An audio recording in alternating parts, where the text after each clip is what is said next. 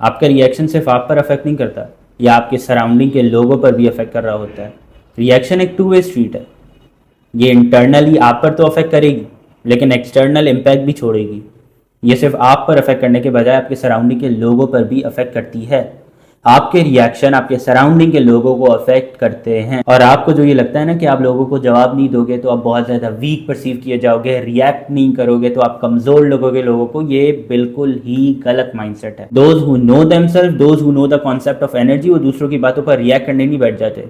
वो दूसरों के पपेट नहीं बनते कि वो जब चाहे बोलेंगे और वो आप रिएक्ट करने लग जाओगे। वो कोई ऐसी बात बोल दे जिनको पता है कि आप रिएक्ट करोगे, and all of a sudden फिर आप रिएक्ट करने लग जाते हैं, और आपको लग रहा होता है कि आप जवाब देकर रिएक्ट करके आप बहुत ज्यादा कोई ताकतवर पर्सनैलिटी बिल्डअप कर रहे हो, कि आप अपर हैंड में आ रहे हो। नहीं, आप सिर्फ और सिर्फ उनको रिएक्शन देके उनके पपेट बन रहे हो।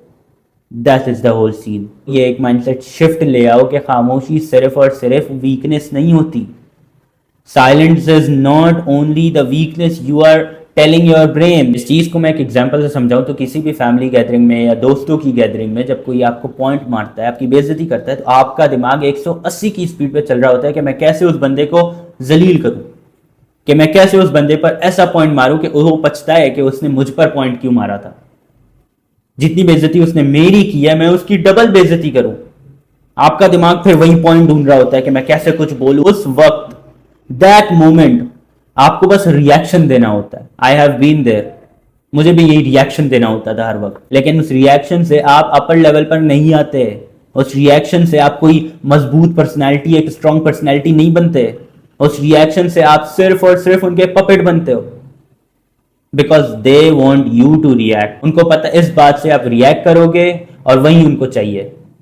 This is what they want and you are giving what they want. So stop giving them. Protect your energy. आपकी एनर्जी किसी भी इंसान, किसी भी रिएक्शन, किसी भी बात से ज्यादा इंपॉर्टेंट है।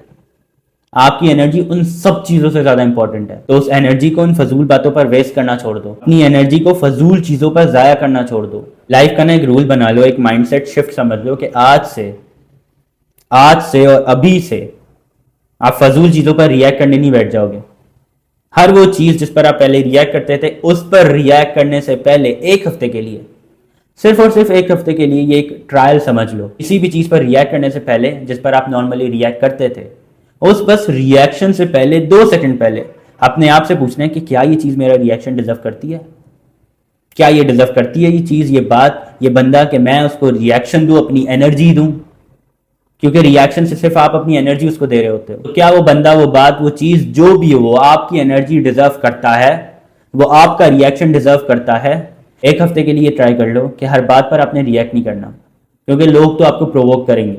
लोग इसीलिए होते हैं, इंसान आपकी सराउंडिंग में इसीलिए होते हैं कि वो आपको उकसाएं, प्रोवोक करें, ताकि आप रिएक्ट हो। ये दुनिया रिएक्शन की बेस पर चलती है।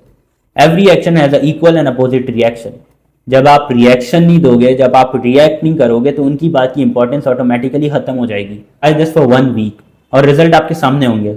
आप फिर खुद नोट करोगे कि किन फजूल बातों पर आप रिएक्ट करते फिरते थे, किन फजूल बातों का आप जवाब देकर बस अपनी एनर्जी को जाया करते थे। They don't deserve it, they don't deserve your energy, they don't deserve your reaction.